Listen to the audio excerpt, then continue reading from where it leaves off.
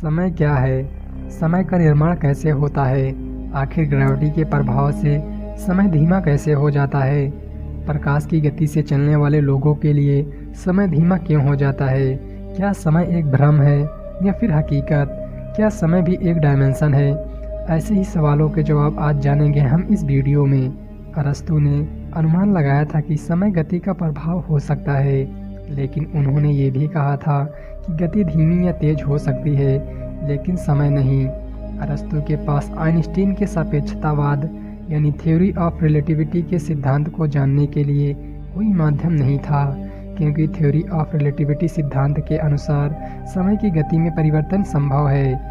इसी तरह Einstein theory of relativity सिद्धांत पर काम कर रहे थे। तब उन्होंने एक क्रांतिकारी प्रस्ताव रखा कि द्रव्यमान के प्रभाव से समय की गति धीमी या तेज हो सकती है, लेकिन उस समय आइंस्टीन नहीं जानते थे कि ब्रह्मांड का विस्तार हो रहा है। ब्रह्मांड के विस्तार करने की खोज एडविन हबल ने आइंस्टीन द्वारा थ्योरी ऑफ रिलेटिविटी के सिद्धांत को प्रकाशित करने के 13 वर्ष बाद की थी। यदि आइंस्टीन को विस्तार करते ब्रह्मांड का ज्ञान होता तो वे इसे थ्योरी ऑफ रिलेटिविटी के सिद्धांत में जरूर शामिल करते। वैसे समय एक वास्तविक घटना है जिसकी वजह से परिवर्तन की प्रक्रिया लगातार चलती रहती है। समय गति की वजह से ही स्पष्ट होता है। हम दिन प्रतिदिन बूढ़े होते जा रहे हैं, ये समय की गति की वजह से ही हो रहा है।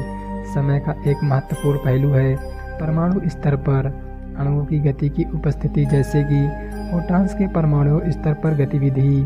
ब्रह्मांड के किसी भी चीज पर समय की उपस्थिति तो होती ही है। ज़्यादातर हम समय को 3 रूपों में जानते हैं: भूतकाल, वर्तमान काल और भविष्य काल। समय की सबसे अधिक वास्तविकता हम अभी के समय में देखते हैं, जिसे हम वर्तमान भी कहते हैं। लेकिन वर्तमान में कोई भी चीज़ देखने या अनुभव करने से पहले ही वह भूतकाल में हो जाती है। वर्तमान एक छोटा सा पल होता है जो हर जगह से हो रहा है।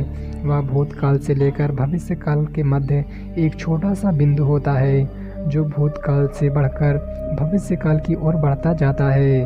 हमारे दिमाग में वर्तमान काल की स्मृतियाँ तुरंत ही भूतकाल में परिवर्तित हो जाती हैं। वर्तमान काल को छोड़कर हम भूतकाल और भविष्य काल को माप सकते हैं।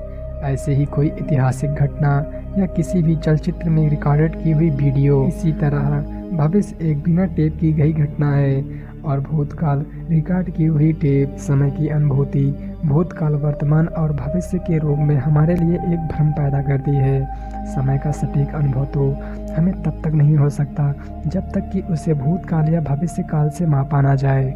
अधिकांश वैज्ञानिक मानते हैं कि 13 अरब साल पहले बिग बैंग की घटना से इस यूनिवर्स का जन्म हुआ था और हम सब उस फैलते हुए ब्रह्मांड में जी रहे हैं जिसमें सभी तारे और आकाशगंगाएं एक दूसरे से दूर हो रही हैं। हम कह सकते हैं कि बिग बैंग एक क्षण में पैदा हुआ और भविष्य में अनंत काल तक चलता जा रहा है।